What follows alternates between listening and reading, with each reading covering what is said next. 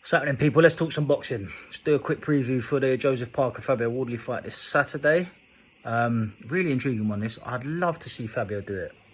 I love his story. Former salesman, come up through the white collar scene. You know, he's been doubted every single fight. I remember back in the day from when he fought Nathan Gorman.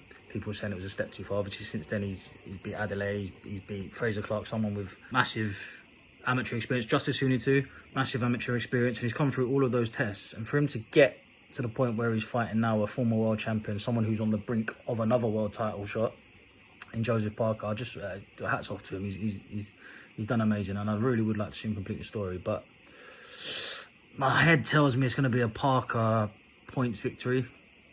Wardley was outboxed last time out by Justice Huni, but he got the job done. You know, he's got that equaliser. He's got a one-punch KO power, and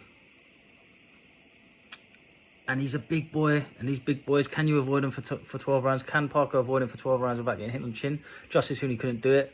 Parker's way more experienced. He's not really a KO artist himself. Obviously, the big boys have always got the ability to knock each other out. But if he did win by stoppage, Parker, I think it would be a sort of a wearing down of Wardley.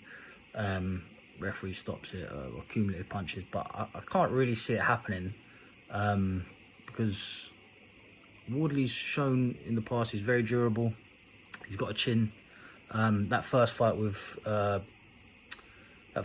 Clark was one of the best fights I've ever seen in my life. It was toe-to-toe war. He took punishment. He gave it out. He showed heart. And I know, as I said, he's been told every step of the way that it's one step too far. I just think this one might be. Joseph Parker, super experienced, former world champion, and he's on amazing form. You know, it looked like he was done at one point when he got KO'd by Joyce. It looked like his career was in tatters. I didn't really see a way back for him, but he put together 6 nice victories since then. The first 3 were sort of not pushovers, because you know it's heavyweight boxing, but likes Jack Massey and people, he was favourites to win those fights, giving back that winning feeling. The last 3, Wilder, Zhang, Bakoli, big names. Obviously, they've all got their caveats to him as well. Wilder, people say he's finished. Looks like he's finished. Big Bang Zhang did knock him down a couple of times.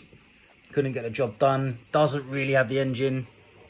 Parker made up the points in the latter rounds, and Bakoli obviously just got off a flight wearing jeans. The madman from the Congo straight to Saudi, got off the plane, a couple hours kip, and got in the ring and got knocked out.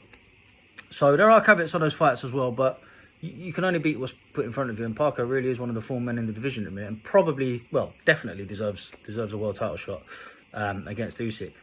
And as I say, it's all about, for Parker, I don't see any way of Wardley outpointing him. So can Parker avoid that big shot for the whole 12 rounds? And I think he'll be smart enough to be able to do it. And even if he does get hit, he does have a chin. Obviously, he was destroyed by Joe Joyce, but he's been down against Zhang, got back up on one. He's been down against Chisora, got back up on one. Down against White, lost the fight, but came on strong in the later rounds. So he's also durable, and he does have a chin himself. I'm super intrigued by this fight. I know, I'm really looking forward to it.